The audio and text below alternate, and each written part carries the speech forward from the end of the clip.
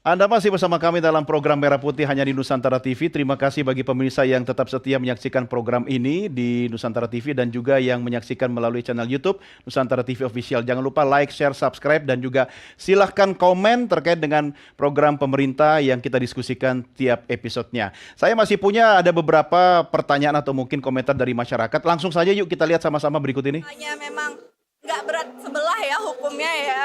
Jangan mentang-mentang kayak pejabat hukumnya dari yang misalnya harusnya 20 tahun jadi cuma 6,5 tahun ya. Giliran yang cuma nyolong ayam atau nyolong uang berapa perak itu dihukumnya sampai 10 tahun ke atas, itu menurut aku nggak adil banget sih. Jadi lebih aku pengen hukum tuh jangan berat tangan lah, jangan berat sebelah, lebih adil dan merata untuk semua. Mbak Tari lucu juga ya bicara penegakan hukum tapi sambil ketawa-ketawa. Tapi masih ada satu Vox Pop lagi ya.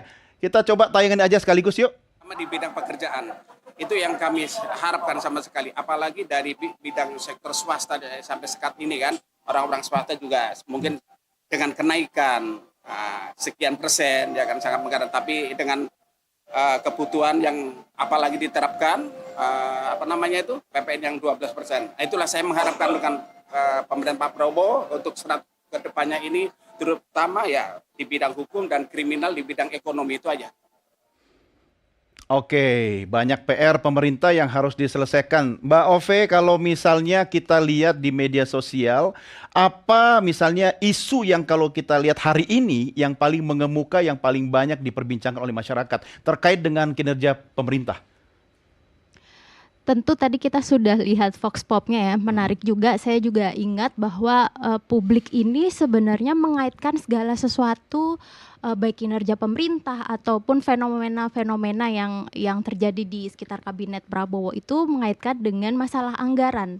Karena sebenarnya ada sebab akibat juga. Mereka melihat kenaikan PPN ini disebabkan oleh tadi kabinet yang Jumbo itu, kabinet gemuk, kalau populernya yang ada di media Kali sosial ini nggak lihat saya. Oh iya. Nggak enak. Belajar dari pengalaman. Belajar dari pengalaman segmen 1.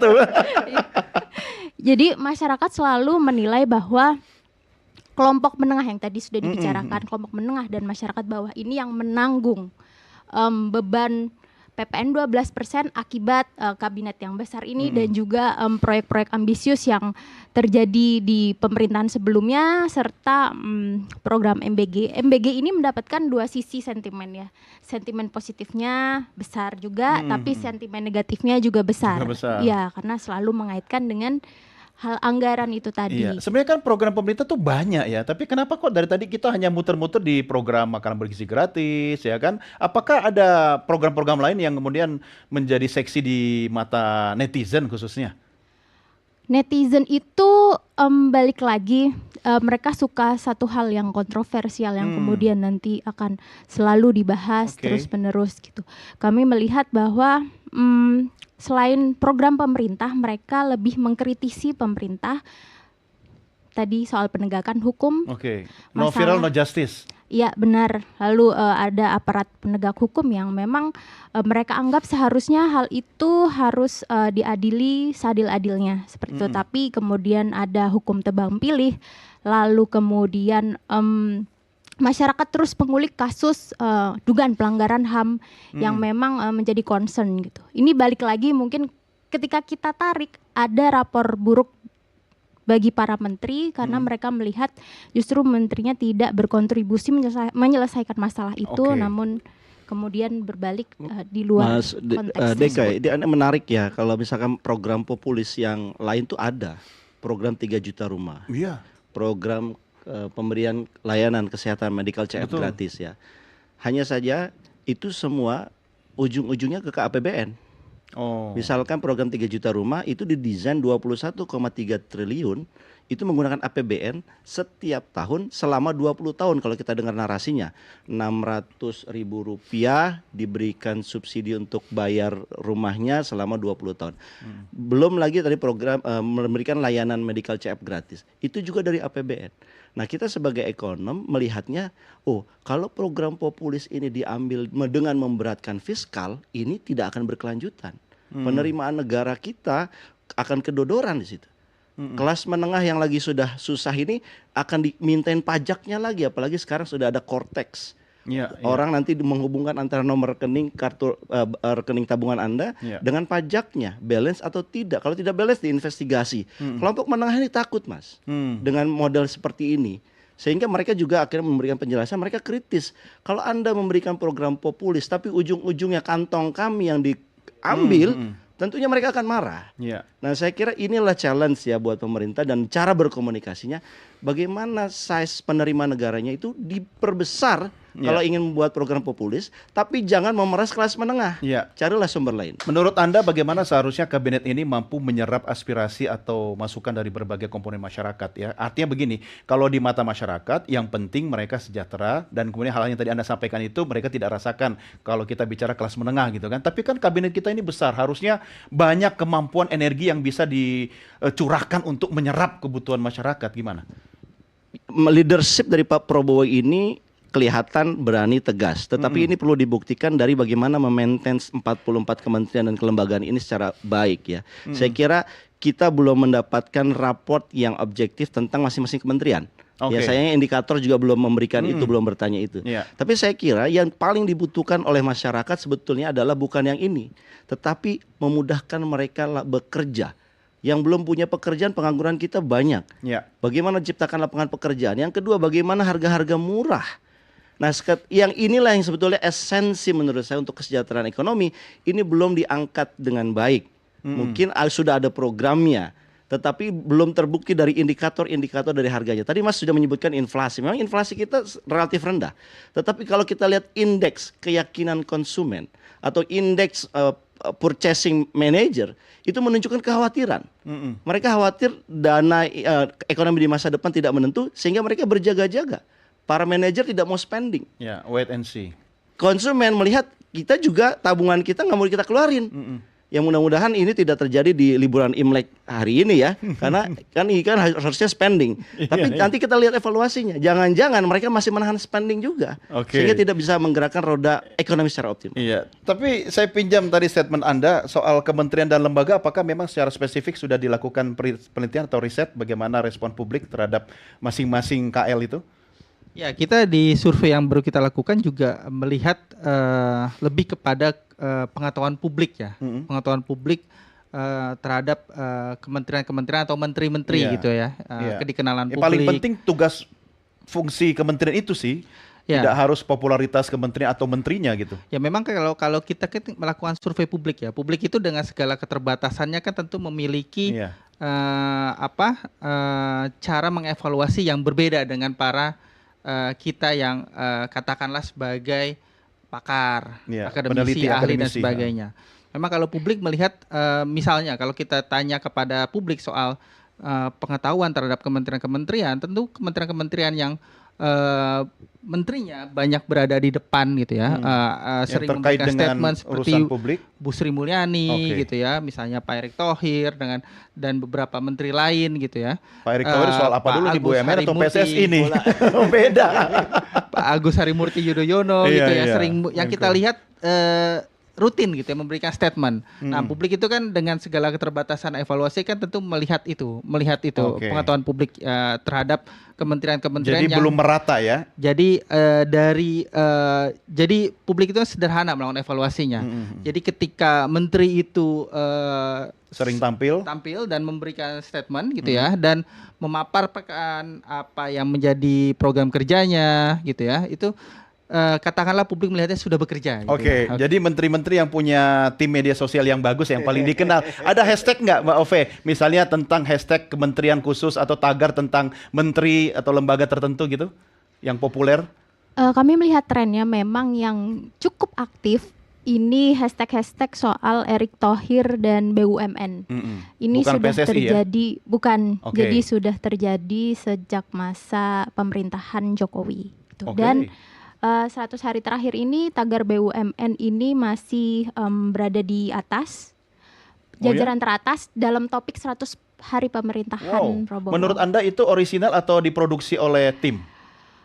Saya nggak bilang tim apa ya. Oke. Biar Anda tidak sungkan menjawabnya. Jadi memang narasinya cenderung positif dan memang mengunggulkan program-program dari Kementerian BUMN dan juga kinerja Erick Thohir dalam mendukung pemerintahan Prabowo. Itu yang pertama. Yang kedua, selain BUMN, ada yang populer di masyarakat? Sejauh ini memang masih BUMN yang stagnan dan aktif. Oh, Mbak Ove jangan lupa mikrofonnya. Oke, iya. Asik pegang handphone nih. Oke, seperti itu.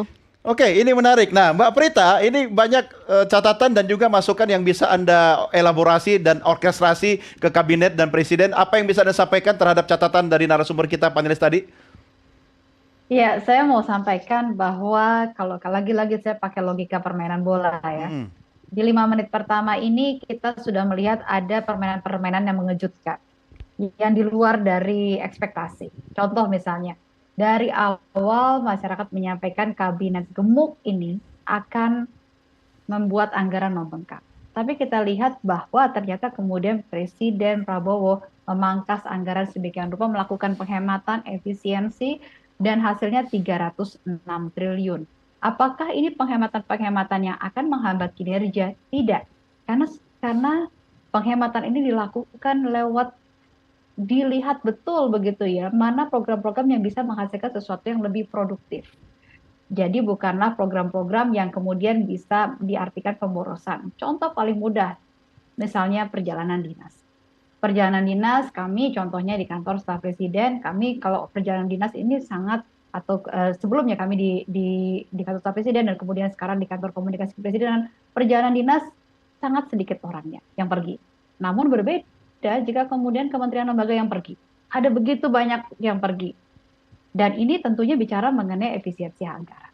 Sebenarnya jika kemudian hal-hal tersebut ditertibkan, yang pergi benar-benar yang bekerja, bukan hanya sekedar mendampingi saja, hal ini bisa digunakan untuk hal-hal yang pro-growth, hal-hal yang akan memberikan sebuah pertumbuhan, hal-hal yang bisa produktif. Nah, permainan-permainan bola, permainan-permainan yang mengejutkan ini akan ada lagi ke depan, begitu ya. Jadi ini yang saya mengajak untuk kemudian melihat bahwa tadi dikatakan kabinet yang gemuk memang itu diperlukan karena kalau kita lihat program-programnya juga sangat besar dan diperlukan cepat untuk dikerjakan. Seperti logika bagaimana ketika kita membutuhkan misalnya di Nusantara TV, jika kemudian ingin diperluas lagi jaringannya dan kemudian siarannya diperbanyak lagi, tentunya akan membutuhkan orang-orang yang bisa mewujudkan hal tersebut. Hal-hal inilah orang yang banyak tapi tidak melebar, orang yang banyak yang ditujukan untuk kerja-kerja yang lebih terfokus. Nah, total tim football seperti inilah yang nanti kita harapkan bersama akan bisa disaksikan, dilihat oleh masyarakat dari kerja-kerja di pemerintahan Kabinet Merah Putih di bawah pimpinan Pak Prabowo dan juga Mas Gibran. Oke, gemuk nggak apa-apa, yang penting bugar dan lincah ya. Oke, Bapak Ibu, saya harus mengakhiri diskusi kita. Memang nggak mungkin membahas 100 hari Kabinet Merah Putih itu dalam program 1 jam ya. Tapi 30 detik masing-masing dari Anda, silakan kata kuncinya. Paling tidak prediksi Mas Bawono untuk beberapa bulan ke depan kalau Anda melakukan riset lagi, apa yang harus dijaga pemerintah? Ya, seperti saya sampaikan di awal tadi ya, Mas Doni ya, bahwa angka 79,3% itu angka yang luar biasa gitu ya, dibandingkan misalnya dengan periode pertama Pak Jokowi. Tapi alarm yang juga kita temukan di survei yang kami lakukan adalah evaluasi publik terhadap perekonomian itu tidak menggembirakan atau belum cukup menggembirakan. Itu kita lihat misalnya dari evaluasi kondisi rumah tangga mereka, kondisi ekonomi rumah tangga mereka tahun ini dibandingkan tahun lalu, gitu ya. Kondisi apakah Bapak Ibu memiliki tabungan rumah tangga atau tidak, gitu ya. Itu kan hal-hal yang mungkin terlihat tidak terlalu penting gitu, tapi itu justru menjadi salah satu penentu bagaimana publik menilai atau memberikan penilaian terhadap kinerja ekonomi kabinet atau pemerintahan Pak Prabowo gitu ya. Jadi alarm yang harus menjadi perhatian bagi Pak Prabowo dengan kabinetnya di hari-hari berikutnya adalah bagaimana kemudian evaluasi publik di bidang perekonomian ini menjadi lebih positif dibandingkan hari ini. Ekonominya ya. Betul. Oke, Mbak Ove, apa yang harus dilakukan oleh pemerintah khususnya kantor komunikasi kepresidenan untuk menjaga angka yang cukup baik ini di-maintain di media sosial biar masyarakat tetap percaya pada pemerintah? Tentu dengan mensosialisasikan ini gencar dan juga sosialisasinya ini bersifat tidak hanya ke media online atau pers saja gitu. Kita melihat karena di sini berdasarkan survei kami juga berdasarkan pengamatan kami bahwa memang di media online positif, tetapi masyarakat ini seperti yang sudah disampaikan Mas Bawono memang masih concern sekali dengan masalah ekonomi. Beberapa kebijakan pemerintah seperti cek kesehatan gratis, bahkan kemudian penghapusan zonasi PBDB, kemudian mengadakan lagi UN, itu sebenarnya ditangkap masyarakat dengan emosi yang cukup positif gitu, karena masyarakat melihat bahwa desakan demand mereka selama ini itu sudah dipenuhi oleh pemerintah. Tetapi itu yang tidak kemudian di-maintain isunya, sehingga masyarakat kembali lagi masuk ke isu ekonomi, yaitu balik lagi ke PPN, kemudian penggunaan pajak. Jadi mungkin isu-isu ini memang momentual, tapi setidaknya terus di-maintain oleh tim komunikasi, entah itu baik dari segi sosialisasi ke masyarakat atau kemudian mengajak secara langsung komunikatif dan interaktif dengan masyarakat di media sosial seperti itu. Ini menarik, saya ke Mbak Prita dulu kalau gitu, sekaligus closing statement apa yang disampaikan Mbak Ove tadi. Mbak Prita, bagaimana kemudian Anda respon paling tidak dalam jangka waktu yang tahun ini atau konsisten lah komunikasi publiknya bisa di-maintain dengan baik, Mbak Prita?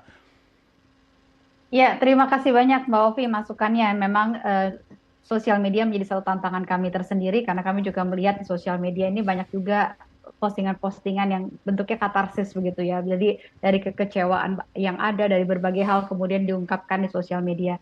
Memilah dan memilih hal tersebut menjadi satu tantangan tersendiri, ditambah lagi dengan berbagai fenomena seperti information bubbles yang ada dan berbagai tantangan yang ada. Memang kami bekerja dengan sangat luar biasa untuk mengatasi tantangan-tantangan tersebut. Terima kasih. Dan tadi juga disampaikan bahwa capaian yang tinggi ini beberapa teman-teman dari surveyor menyatakan bahwa ini ada faktor kental dari komunikasi. Jadi ketika kemudian mencoba meyakinkan dan mensosialisasikan hal-hal terkait dengan program Pak Presiden ini menjadi satu hal yang kemudian menghasilkan tingkat pengetahuan masyarakat yang tinggi dan menghasilkan kepercayaan. Jadi ini satu hal yang memang tadi dikatakan alarm kita untuk menjaganya, ya. Bukan hanya mengkomunikasikan, tapi juga mengawal kinerjanya. Oke, tambah satu alarm lagi dari Pak ANH. Apa yang bisa Anda berikan ini buat pemerintah kita biar lebih baik lagi? Silakan. Kalau survei kepuasan udah diakui tadi oleh Mbak Prita, ini karena keberhasilan komunikasi dan ini juga karena kontribusi Mas Deka dan teman-teman media. Tetapi kita jangan lupa, esensinya adalah kesejahteraan masyarakat di bawah. Orang bisa puas, tapi orang lapar. Tapi orang nggak punya pekerjaan. Nah, saya kira saya ingin closing statementnya dengan cara setelah 100 hari ini harusnya pemerintah tidak lagi bergerak kepada yang sifatnya populis, tetapi mulai menyelesaikan atau mengurai persoalan kelas menengah. Dan saya kira kelas menengah ini sangat strategis karena mereka pembayar pajak tertinggi. Karena mereka yang noise di sosial media ini mereka yang noise. Kalau mereka happy, mereka akan noise juga dengan positif. Kalau tidak happy, mereka noise di sosial media, bahkan bisa demo rame-rame. Kalau kelas bawah untuk demo agak susah, harus agak digerakkan dan sebagainya. Jadi saya kira ini alert ini sebetulnya adalah peringatan. Perhatikanlah kelas menengah. Mereka tidak mendapatkan banyak manfaat dibandingkan kelas bawah. Dan mereka hanya butuh ekosistem yang baik. Pekerjaan yang tersedia, harga-harga yang murah.